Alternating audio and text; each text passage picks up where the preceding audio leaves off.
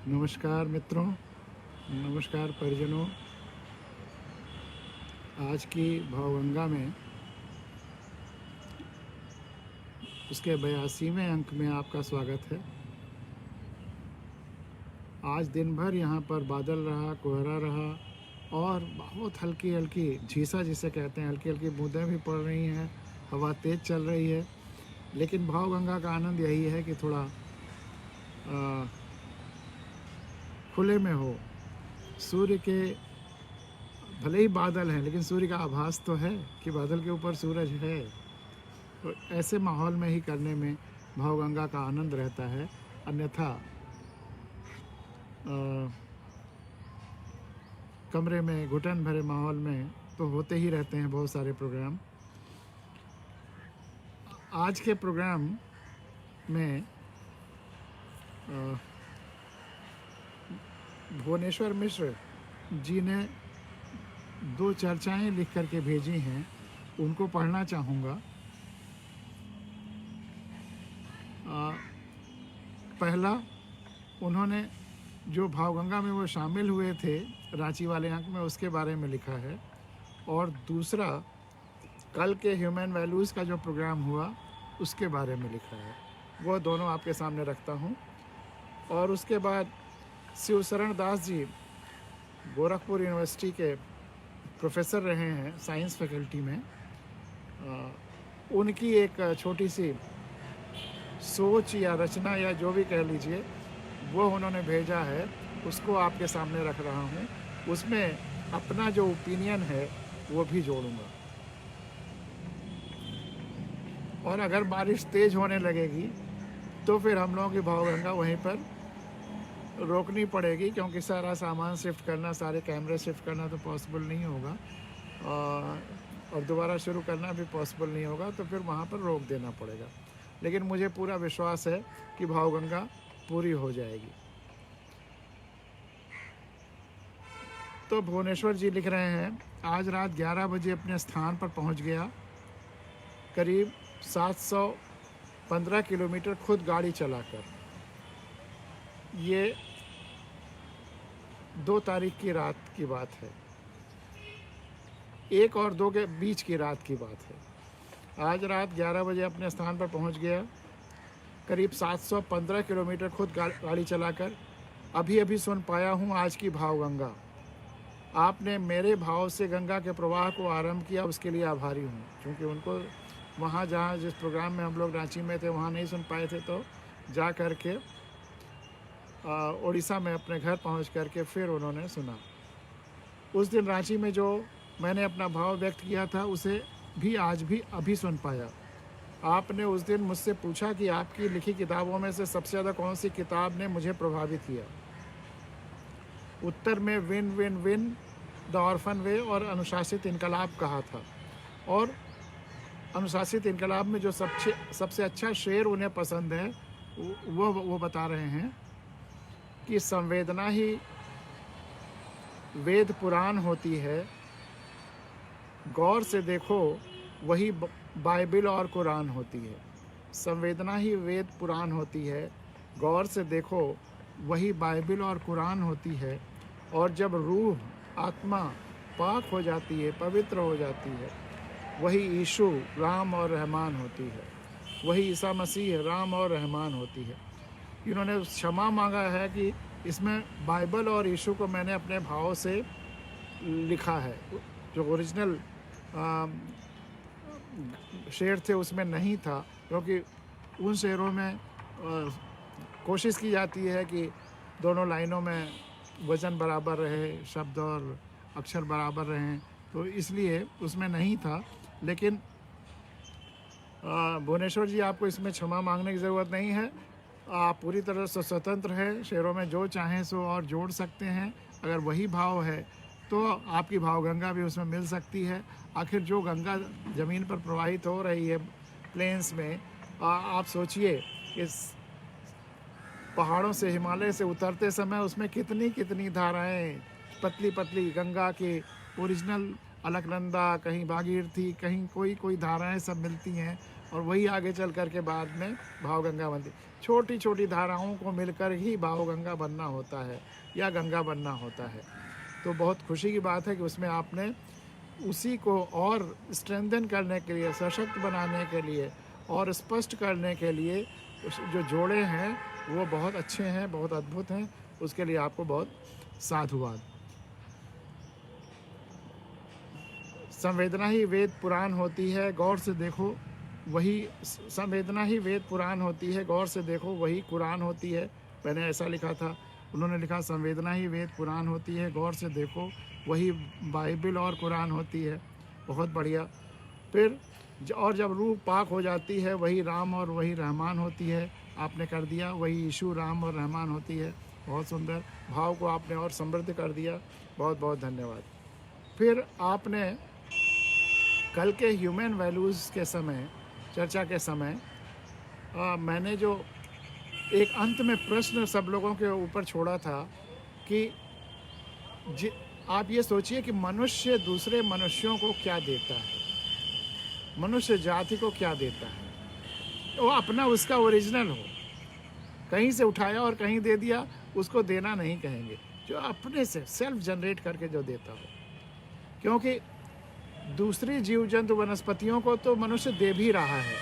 वनस्पतियां अगर उसे ऑक्सीजन दे रही हैं तो मनुष्य उनको कार्बन डाइऑक्साइड दे रहा है। मनुष्य अगर मनुष्य भोजन दे रहा है तो मनुष्य का जो विष्टा है, मलमूत्र है, वह भी उनके लिए खाद और भोजन का काम करता है। तो वनस्पतियों को तो दे रहा है। जहाँ तक और अन्य जीवों का प्रश्न है, जानवरों का प्रश्न है, उनसे तो अधिकांश लेता ही लेता है। चाहे हल बैल को, घोड़े को शक्ति के रूप में लेता हो, चाहे बाल को लेता हो, चाहे मांसाहार के रूप में लेता हो, बहुत कुछ लेता है। लेकिन मनुष्य क्या देता है?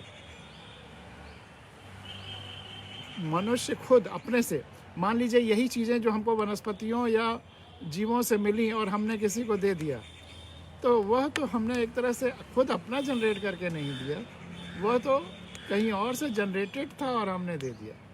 हमने अपना क्या दिया? प्रश्न ये है। इसी प्रश्न को मैंने सारे लोगों पे कल ह्यूमन वैल्यूज़ में छोड़ा, लोगों से पूछा था। तो उस प्रश्न पर इनकी जो प्रतिक्रिया है वह आपके सामने पढ़ रहा हूँ।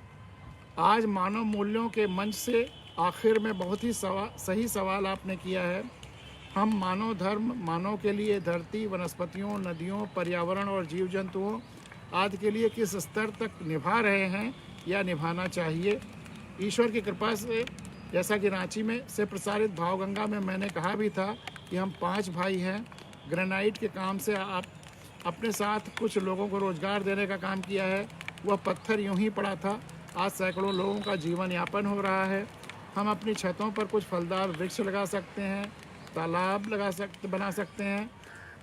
सबसे बड़ा काम किया कि हम सबसे संवेदनशील जुड़ाव कर सकते हैं, सबसे प्यार करें और अपने घर से आरंभ करें। आज आपकी भावगंगा से जुड़कर गर्व होता है कि आपके भाव से और लोगों को जागरूक कराने का काम कर रहे हैं। तो ये उनकी भावना मैंने आपके सामने रखी। उन्होंने वहाँ पिछले 11-12 साल में बहुत सारे पेड़ लगाए हैं, उसकी फ़ोटो भी उन्होंने भेजी है। तो वो महत्वपूर्ण है। और बारिश शुरू हो गई। मुझे उम्मीद थी कि बारिश नहीं होगी, लेकिन शुरू हो गई है। देखिए, कोशिश करता हूँ कि पूरा सिस्टम थोड़ा खिसका लूँ। अगर खिसक जाएगा तो अच्छा है, अन्यथा फिर कोशिश करता हूँ कि खिसक ही जाएगा।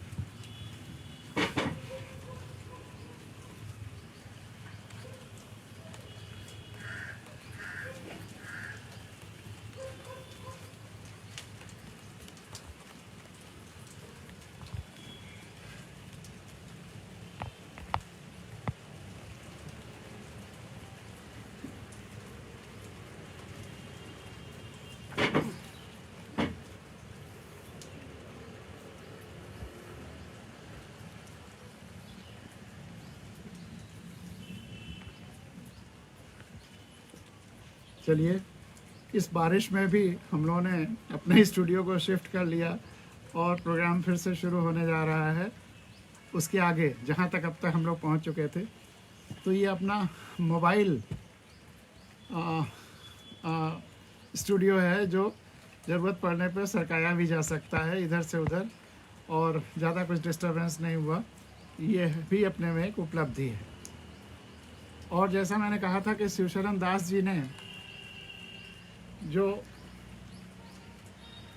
एक छोटी सी अपने सोच या विचार भेजा था, वह मैं पढ़ रहा हूँ और उसमें थोड़ा सा मैंने जो जोड़ा है वो भी आपके सामने रख रहा हूँ।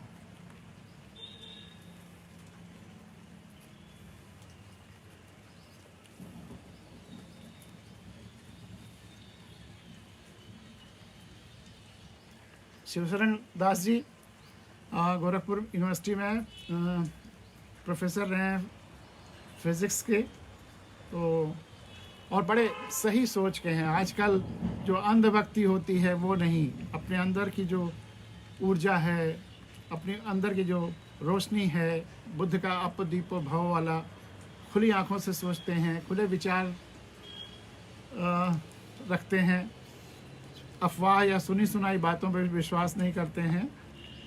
तो उनकी एक छोटी सी रचना कह लीजिए, वो मैं आपके सामने पहले पढ़ रहा हूँ और उसके बाद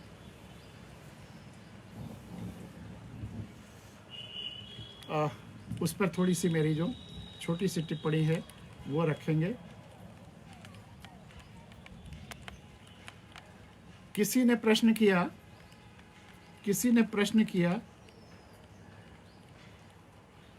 कौन है ईश्वर, कहाँ है भगवान।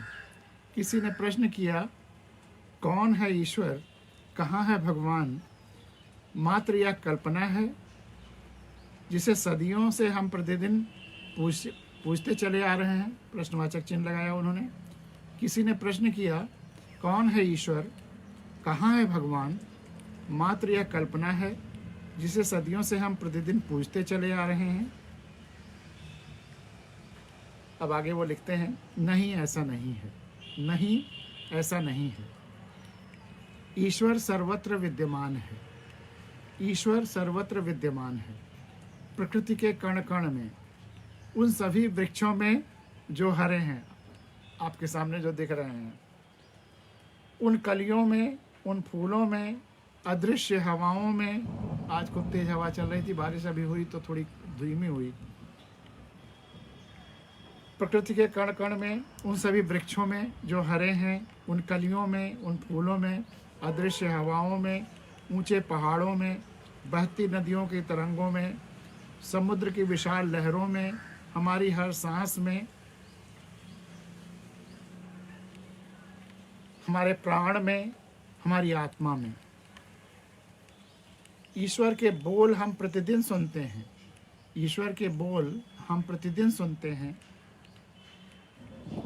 उसकी प्यार भरी आवाज़ में, बादल गरज रहे हैं उसकी गड़गड़ाहट में, वो भी उसी की आवाज़ है।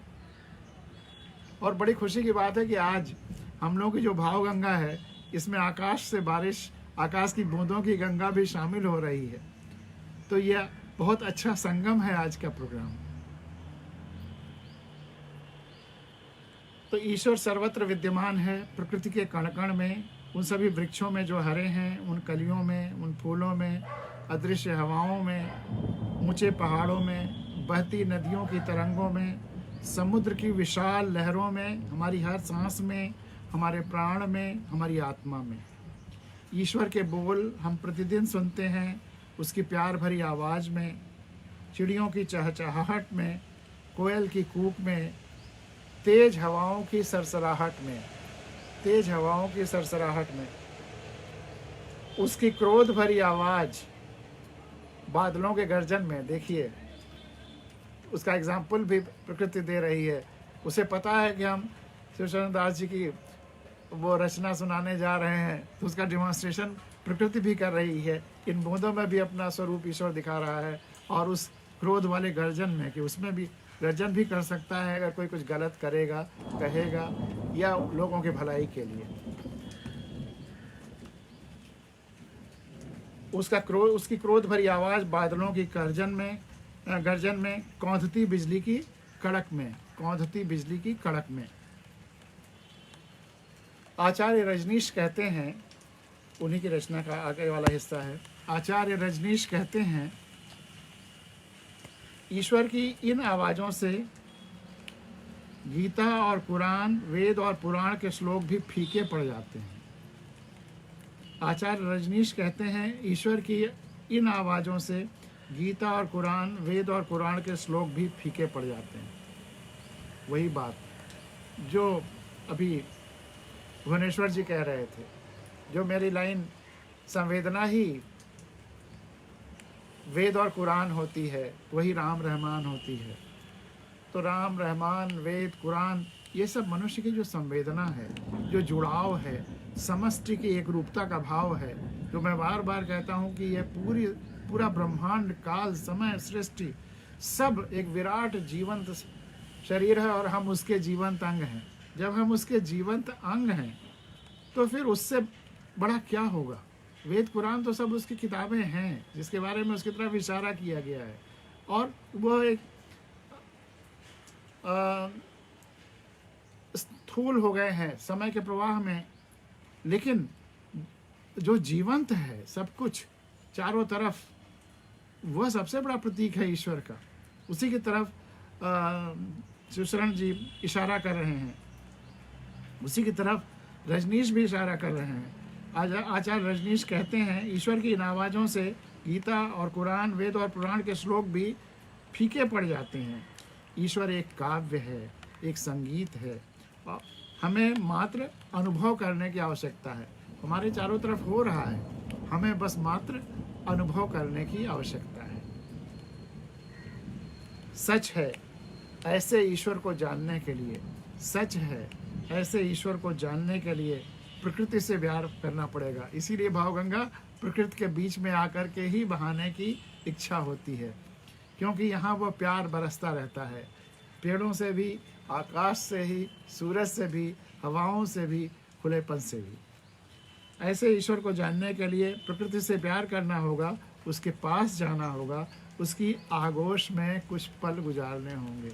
पता नहीं यहाँ पे अदरवाइज बैठ पाऊँ कि नहीं, भावगंगा के माध्यम से कम यहाँ 1-1.25 घंटा 1.5 घंटा गुजरता है, ये मेरे लिए खुशी की बात होती है। आगे कहते हैं, अंतिम लाइनें हैं शिवशरण दास जी की, तो फिर हम क्यों न चलें और उठाएं प्रकृति के घूंघट को और देख लें अपने उस ईश्वर को। तो फिर हम क्यों न चलें और उठाएं प्रकृति के घूंघट को और देख लें अपने उस ईश्वर को। जिधर देखना चाहिए आपको वही दिखेंगे। शिवशरण दास जी ने कबीर दास की उस बात को ही एक मुहर लगाई है कि लाली मेरे लाल की, जित देखूं तित लाल, और लाली देखन मैं चली, मैं भी हो गई लाल। आप उस दिव्यता को, उस डिविनिटी को, उस चारों तरफ उस जीवंत शरीर को अगर देखने लगते हैं तो आप भी वही हो जाते हैं, क्योंकि आप उसके अंग हैं। आप अपने को उसका अंग होने का आभास करने लगते हैं।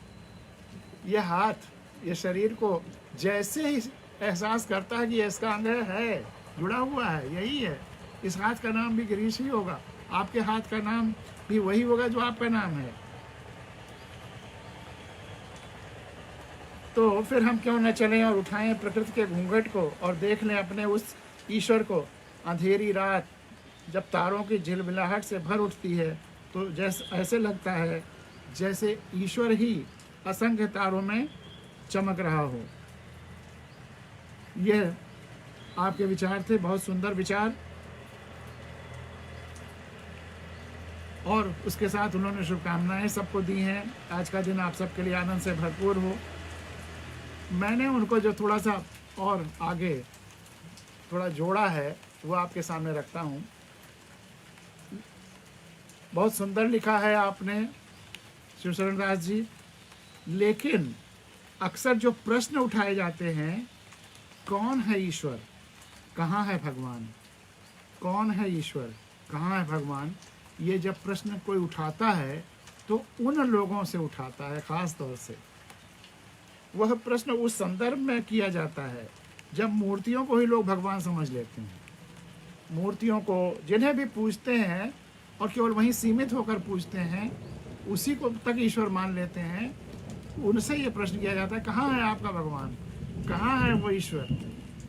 तो वो उनसे किया जाता है जब मूर्तियों को ही भगवान समझ लेते हैं, या उन किताबों को ही भगवान समझ लेते हैं, या उन व्यक्तियों को ही ईश्वर समझ लेते हैं, या किसी स्ट्रक्चर को, चाहे मंदिर, मस्जिद, गिरजा या किसी पूजा स्थल को ही भगवान समझ लेते हैं, तो और वहीं तक उसी में सीमित हो जाते हैं। तो वह प्रश्न उनसे किया जाता है। लेकिन जो सर्वव्यापी भगवान को मानता है, एक तरह से जो अद्वैत को मानता है, संपूर्ण ब्रह्मांड एक जीवंत स्वरूप है और हम उसके जीवंत अंग हैं, एक ही सब कुछ है, दो है ही नहीं, जो उस भगवान को मानता है और आत्मसात करता है, केवल शब्दों में और कहने के लिए नहीं, उसके लिए फिर ये प्रश्न गौड़ हो जाता है।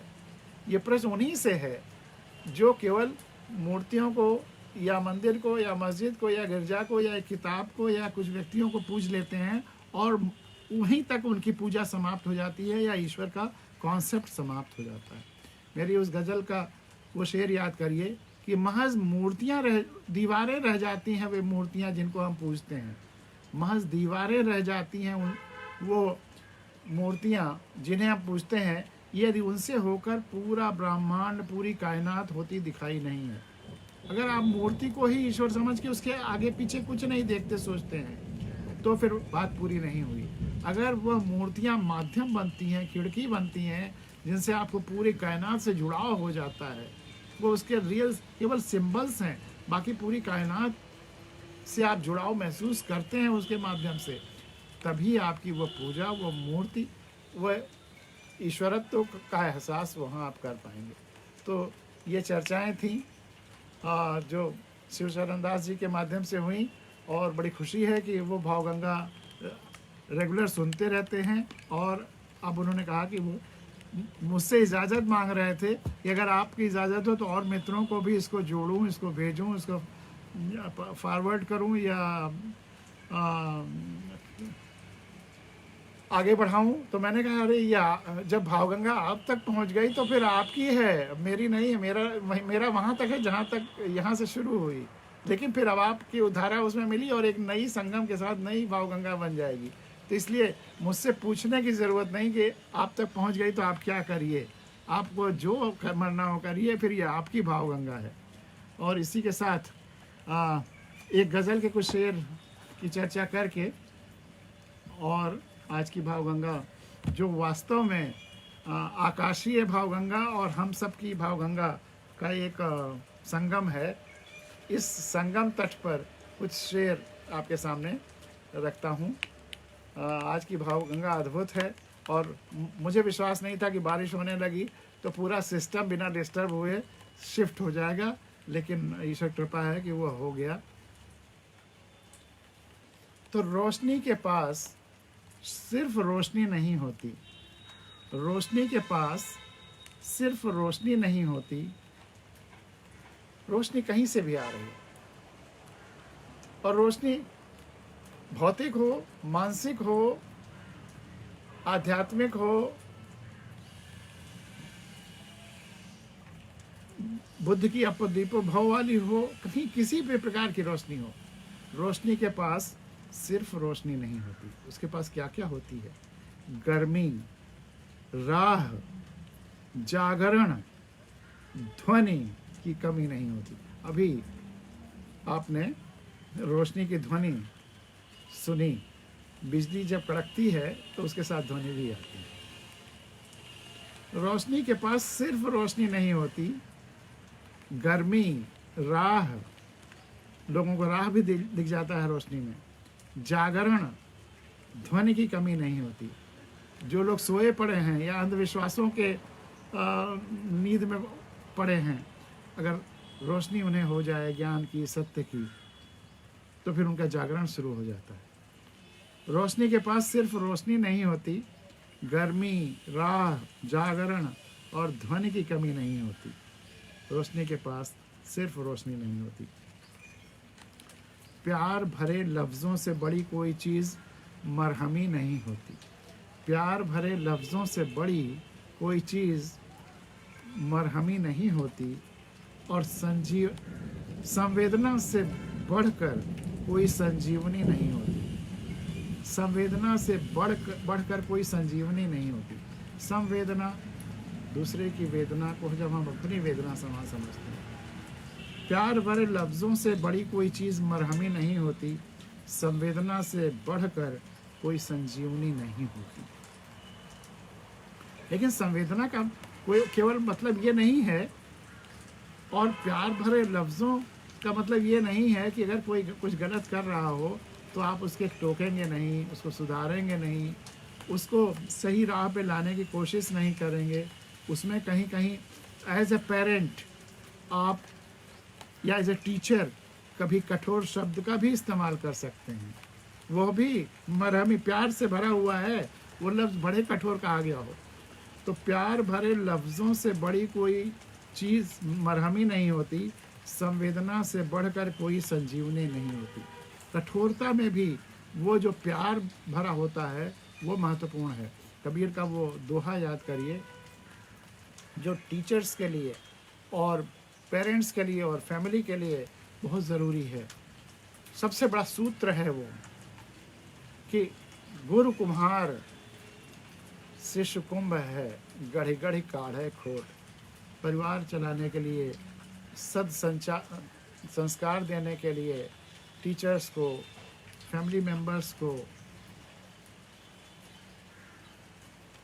जब कोई सत्य या सच्ची बात बतानी होती है, सही बात बतानी होती है, कोई सुधार करना होता है, तो उसके लिए कभी कभी जो कठोरता करनी पड़ती है वो यही है कि गुरु कुम्हार शिष्य कुंभ है। और शिष्य में सब शामिल हैं, चाहे वो परिवार के सदस्य हों, बच्चे हों, शिष्य हों, जो भी। गुरु कुम्हार शिष्य कुंभ है, गढ़ी गढ़ी काढ़े खोट। जो कमी है, जो उनमें परफेक्शन लाने के लिए जो ज़रूरत है वो दूर करने की वो कोशिश करता है।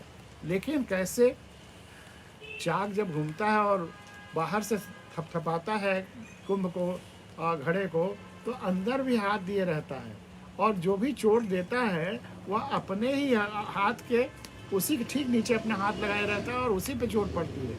वह चोट उस घड़े पे नहीं पड़ती, उस मिट्टी पे नहीं पड़ती, चोट खुद पे लेता है। तो सबसे बड़ा सूत्र यही है, चाहे परिवार का हो, चाहे टीचर का हो, कि वो जो भी चोट देता है उसके बेहतरी के लिए उसकी चोट खुद ही अंदर से महसूस करता है। ये प्यार, तो वो चोट भी फिर मरहमी होती है। तो वो प्यार भरे लफ्ज़ हैं, बड़े कड़े बोले गए हों। प्यार भरे लफ्ज़ों से बड़ी कोई चीज़ मरहमी नहीं होती, और संवेदना से बढ़कर कोई संजीवनी नहीं होती। जड़ें और पंख दोनों ज़रूरी हैं आदमी के लिए।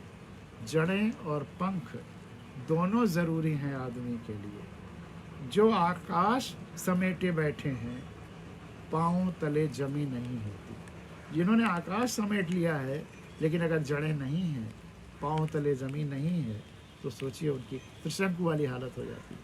इसीलिए त्रिशंकु एक बुरी स्थिति मानी जाती है, जहाँ आपके पास पंख तो थे लेकिन जड़ें नहीं थी, आप लटके हुए रहे। जड़ें और पंख दोनों ज़रूरी हैं आदमी के लिए। जड़ें और पंख दोनों ज़रूरी हैं आदमी के लिए।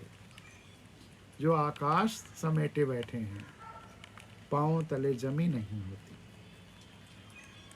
पत्थर और आदमी में फ़र्क तो महज इतना है, पत्थर और आदमी में फ़र्क तो महज इतना है,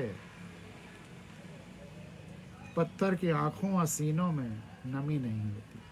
पत्थर के आँखों व सीनों में नमी नहीं होती।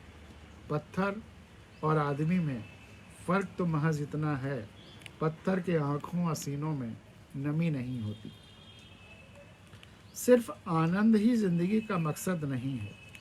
सिर्फ आनंद ही आनंद ज़िंदगी का मकसद नहीं है। बगल का दुख देखकर किसके सीने में गमी नहीं होती। बगल का दुख देखकर किसके सीने में गमी नहीं होती। और संवेदना यही है कि सबकी वेदना को अपनी वेदना जैसा समझे, और अगर वेदना जैसा समझेगा तो उसके निराकरण के लिए यथासंभव कोशिश करेगा, प्रयास करेगा। जो सबसे करता है निश्चल बेशर्त आदतन प्यार, जो सबसे करता है निश्चल बेशर्त और आदतन प्यार, सृष्टि दर्पण है, उसकी तरफ कोई कमान तनी नहीं होती। जो सबसे करता है निश्चल बेशर्त आदतन प्यार, सृष्टि दर्पण है, उसकी तरफ कोई कमान कभी तनी नहीं होती। किसी के मन में हम आप जिंदा हैं, इसके लिए मेरा एक शेर है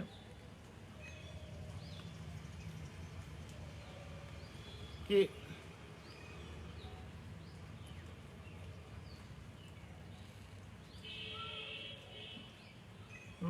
जिस व्यवस्था में आम आदमी की सुनवाई नहीं है,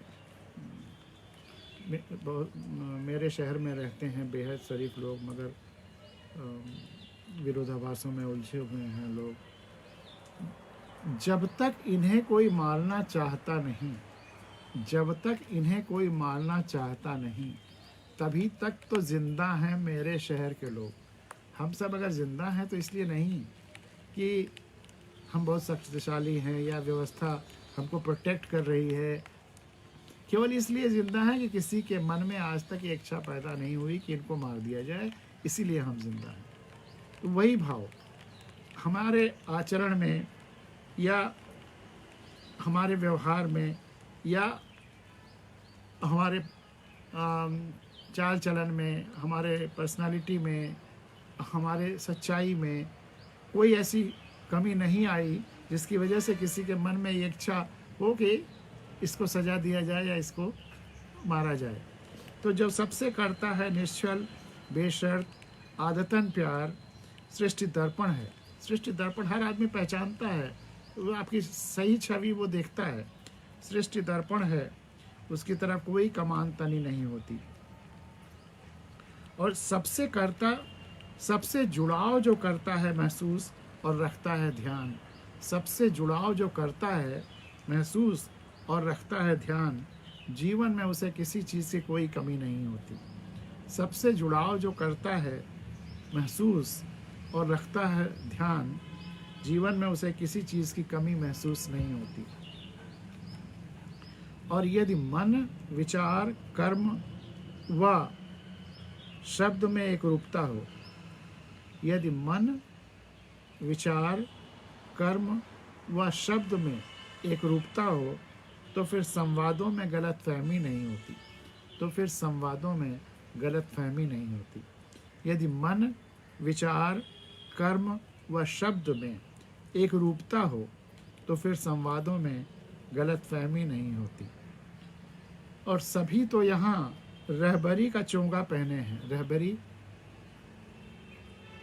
सबकी भलाई करने वाले अच्छे लीडर्स या अच्छे लोग, और रहजन लुटेरे। रहबर सभ्य लोग, सबकी देखभाल करने वाले लोग, सभी तो यहाँ रहबरी का चोंगा पहने हैं। फिर कोई क्यों नहीं कहता कि यहाँ रहजनी नहीं होती, यहाँ लूटमार नहीं होती, चोरी नहीं होती, गड़बड़ी नहीं होती। ऐसे कहने वाले क्यों नहीं हैं जब सब लोग यहाँ रहबर ही हैं, रहबरी का ही वेशभूषा बनाए हुए हैं। सभी तो यहाँ रहबरी का चोंगा पहने हैं, फिर कोई क्यों नहीं कहता यहाँ रहजनी नहीं होती। 4 और शेर हैं, उसके बाद आज की ये भावगंगा यहीं पर समाप्त होगी। सारी आत्माएं धरती से ही उपजी हैं। कहा जाता है कि आत्मा कहीं और से आती है, किसी और लोक से आती है। हम नहीं मानते, हमारी धरती जानती है। लंबी कविता है, उसमें मैंने इसको स्पष्ट रूप से सिद्ध भी करने की कोशिश की है कि हमारा शरीर तो धरती से बनता ही है, आता ही है। हमारी आत्मा भी धरती से आती है या धरती के आकाश से आती है। धरती के अंदर भी आकाश है, जैसे आकाश के अंदर धरती है। तो सारी आत्माएं भी धरती से ही उपजी हैं। सारी आत्माएं भी धरती से ही उपजी हैं, और वो इसलिए धरती जानती कविता में इस बात को कहा कि हम धरती को पाप लोक मानते हैं, कि हमारी आत्मा यहाँ पाप भोगने के लिए आई है। भोग लोक, दुख लोक, मृत्यु लोक, क्या क्या कहते हैं धरती को। और कहीं किसी और स्वर्ग की कामना करते हैं जहाँ आत्मा जाती है और वहाँ पे आनंद पाती है। तो हम अगर धरती की जगह कहीं और किसी लोक की तैयारी कर रहे हैं तो इस धरती को तो निगलेक्ट करेंगे ही। धरती को तो पाप और भोग लोग मानेंगे ही। अगर धरती को ही स्वर्ग लोग माने, आत्मा यहीं से उपजी है और यहीं रहनी है, यहीं इसी में समा जानी है, तो फिर इसी के लिए सब कुछ करेंगे। धरती को ही स्वर्ग बनाने की कोशिश करेंगे, धरती को ही स्वर्ग मानेंगे तो बनाने की कोशिश करेंगे। तो सारी आत्माएं धरती से ही उपजी हैं, सारी आत्माएं धरती से ही उपजी हैं। कोई भी आत्मा यहाँ आसमानी नहीं होती। सारी आत्माएं धरती से ही उपजी हैं, कोई भी आत्मा यहाँ आसमानी नहीं होती। ये जो कहा गया है आत्माएं आसमान से आती हैं या स्वर्ग आसमान में है, यह सब गलत है। यह इसका कोई प्रमाण नहीं है, यह असत्य है। कौन कहता है सुख में नहीं होता है दुख? कौन कहता है कि सुख में नहीं होता है दुख, और दुख में सुख सनी नहीं होती? कौन कहता है सुख में नहीं होता दुख, और दुख में सुख सनी नहीं होती? सुख और दुख तो धूप छांव की तरह हैं। दोनों को जीवन में, दोनों के संतुलन को स्वीकार करना होगा। ऐसा हो ही नहीं सकता कि सुख ही सुख रहे और दुख ना आए, या दुख ही दुख रहे सुख ना आए। दिन और रात, धूप और छांव की तरह से सुख और दुख आएंगे ही, और कुछ तो महसूस करने का भी सवाल है। कौन कहता है कि सुख में नहीं होता दुख, और दुख में सुख सनी नहीं होती? कभी कभी पीड़ा में भी सुख महसूस होता है, और कभी कभी सुख के बाद भी पीड़ा महसूस होती है। वह गीता का भी वो जो 18वें अध्याय के 37वें, 38वें, 39वें श्लोक हैं, उन पर भी ध्यान रखिए। सत रज तम कर्म के अनुसार जो वर्गीकरण है, उसमें भी सुख और दुख जुड़े हुए हैं। जिसको करने में सुख हो, पीड़ा दुख हो, परिणाम दुख हो, वह रज कर्म है। और जो इसका उल्टा हो, करने में दुख भले हो लेकिन अंत में सुख हो, तो वह सत्कर्म है। और रज, जिसमें दोनों मध्यम श्रेणी के हों। कौन कहता है सुख में नहीं होता दुख, और दुख में सुख सनी नहीं होती? धरती पर इतने तरह के जीव जंतु हैं, धरती पर इतने तरह के जीव जंतु हैं। धरती, बड़ी अच्छा शेर, आपको अच्छा लगेगा। धरती पर इतने तरह के जीव जंतु हैं, आदमी को छोड़कर किसी की आमदनी नहीं होती। आदमी को छोड़कर किसी की आमदनी नहीं होती। कोई अपने लेबर का या अपने कार्य का मेहनताना नहीं लेता, और किसी को आमदनी नहीं होती। धरती पर इतने तरह के जीव जंतु हैं, आदमी को छोड़कर किसी की आमदनी नहीं होती। इतना काम बैलों ने किया है। पूरी सभ्यता जानवरों के आधार पर ही आगे बढ़ी है। हमारे आवागमन के साधन गधे, घोड़े, खच्चर, ऊंट, हाथी रहे हैं। कभी उन्होंने आमदनी ली, आपने खाना खिला दिया, वो बात दूसरी, क्योंकि आपकी आवश्यकता थी। आप खाना ना खिलाते हो, बेचारे मर जाते, तो आपका काम रुक जाता, इसलिए आपने खाना खिला दिया। लेकिन आमदनी किसी की नहीं हुई। किसी के नाम जमीन का पट्टा नहीं लिखा गया। धरती पर इतने तरह के जीव जंतु हैं, आदमी को छोड़कर किसी की आमदनी नहीं होती। हमने वनस्पतियों को, फलों को खूब खाया, उनकी कोई आमदनी नहीं हुई। हाँ, उनका बीज हमने रखा और फिर बोया ताकि हमें फिर मिले वो।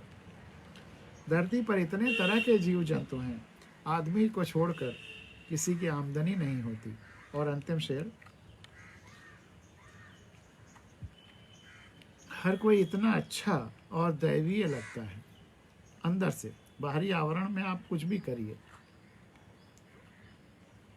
उसको सुधारने के लिए, जैसा कि गुरु कुम्हार शिशु कुंभ है, आप कभी कठोर भी होंगे, नम भी होंगे, वह ऊपर नीचे होगा, लेकिन अगर अंदर से प्यार है और सबको आप समझने की कोशिश कर रहे हैं, वही है ना एक अंग्रेजी में जो कहावत कि सबको जान लेना मतलब, सबको समझ लेना मतलब सबको माफ़ कर देना, फिर सब अच्छा लगने लगेगा।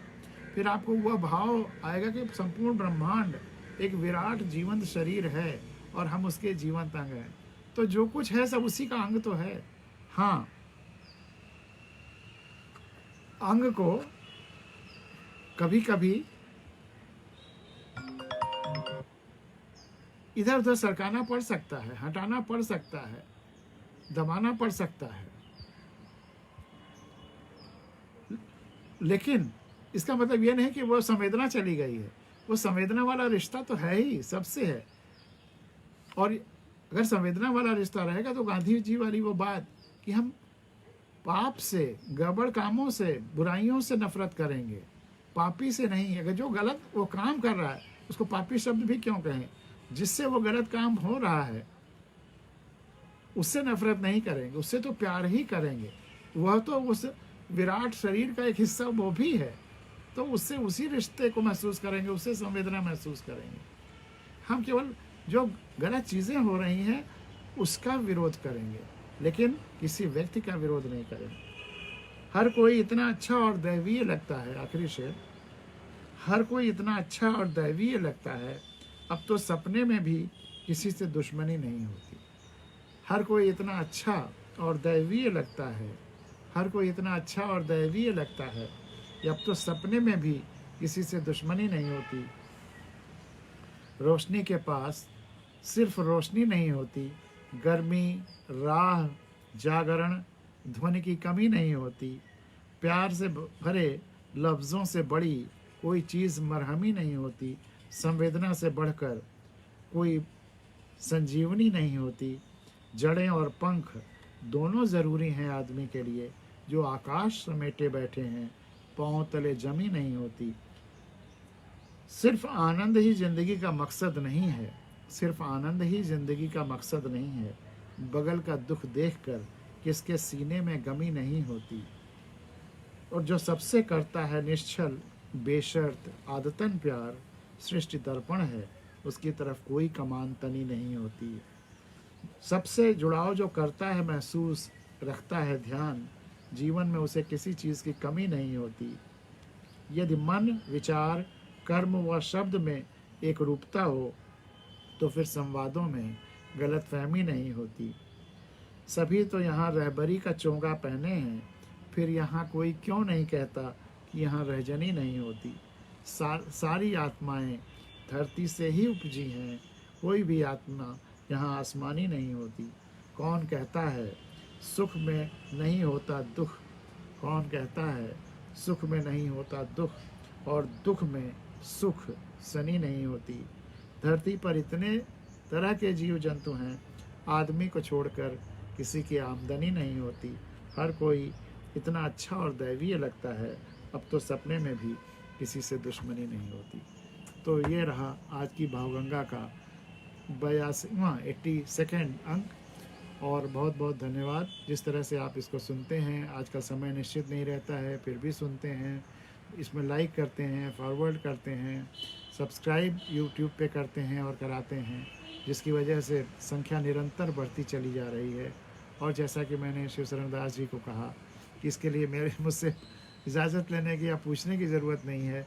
भावगंगा जब आपके पास पहुंच गई तो आपकी है, इसमें मेरा नाम नहीं है फिर। और आप इसको जहाँ तक जैसे चाहें संगम करें, प्रवाहित करें। और आशुतोष जी ने एक सवाल अभी पूछा है, अभी अभी देखिए क्या है सवाल।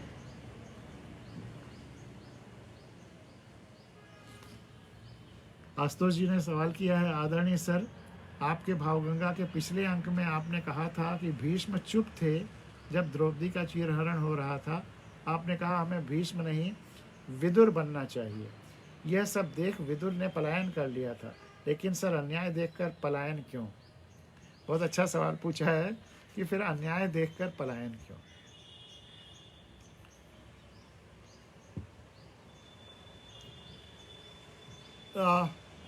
ये जिस परिवेश के भीष्म और विदुर हैं वो लोकतंत्र नहीं था, वो एक तरह से राजशाही थी, थोड़ा तो परिवेश में अंतर है। लेकिन आज भी अगर हम किसी के गुलाम हैं या किसी के अंधभक्त हैं या किसी के कारिंदे हैं या किसी के मातहत हैं तो बात वही हो जाती है। किसी चीज़, हर एक आदमी का एक थ्रेशोल्ड लिमिट होता है कि इससे ज़्यादा, वहाँ तक तो वो गड़बड़ी बर्दाश्त भी कर लेता है, लेकिन जब उससे ज़्यादा होता है तो कम वॉट में फिर वो रिवोल्ट कर देता है, फिर वो नहीं बर्दाश्त कर पाता। तो भीष्म तो प्रतिज्ञा में बंधे थे उस राज सत्ता के, लेकिन विदुर प्रतिज्ञा से तो नहीं बंधे थे, लेकिन उस वातावरण से, उस स्थिति से, उस राज्य से एक जो प्रतिबद्धता महसूस कर रहे थे। जब पानी उनके बर्दाश्त की ऊपर चला गया तो फिर उनकी अंतरात्मा कचोट उठी और वो रिवोल्ट कर गए और वो राज किए जो भी उनके सभा में स्थिति थी वो सब छोड़ छाड़ करके वहाँ से हट करके जंगल में चले गए, दूर चले गए, निर्जन में चले गए, या कम से कम उस राज सत्ता के सुख से और राज सत्ता के संसाधनों से दूर चले गए। जंगल में गए या जहाँ भी गए वहाँ से अलग हो गए। कहा जाता है जंगल में कुटिया बनाकर, इस राज्य के बाहर कुटिया बनाकर रहने लगे। उस समय हर जगह राज्य भी नहीं था, कुछ अपना स्वतंत्र जंगल भी रहे होंगे, स्वतंत्र क्षेत्र भी रहे होंगे, तो वो वहाँ चले गए विदुर। आपने कहा कि क्या विदुर का इस तरह से पलायन कर जाना उचित था?